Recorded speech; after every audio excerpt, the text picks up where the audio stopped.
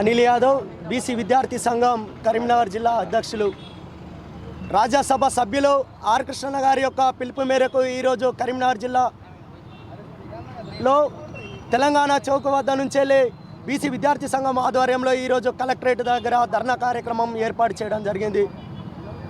దాదాపుగా తెలంగాణ వచ్చినప్పటి నుంచి వెళ్ళి తెలంగాణ రాముందు నుంచి వెళ్ళి అదేవిధంగా కాంగ్రెస్ పార్టీ ఏర్పడిన తర్వాత కూడా విద్యార్థుల భవిష్యత్తు కానీ నిరుద్యోగుల భవిష్యత్తు కానీ ఎన్ని ప్రభుత్వాలు మారినా తెలంగాణ రాష్ట్ర ప్రభుత్వం ఏర్పడ్డా కానీ ఏ రోజు విద్యార్థుల భవిష్యత్తు నిరుద్యోగుల భవిష్యత్తు బాగుపడలేదు.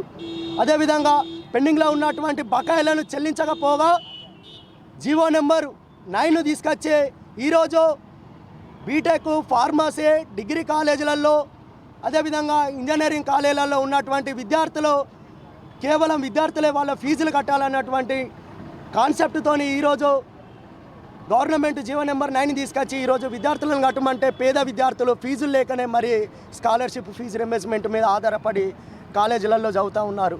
వాళ్ళ యొక్క తల్లిదండ్రులు ఎక్కడి నుంచి వెళ్ళి కడతారని ఈ రాష్ట్ర ప్రభుత్వాన్ని సూటిగా ప్రశ్నిస్తూ ఉన్నాము.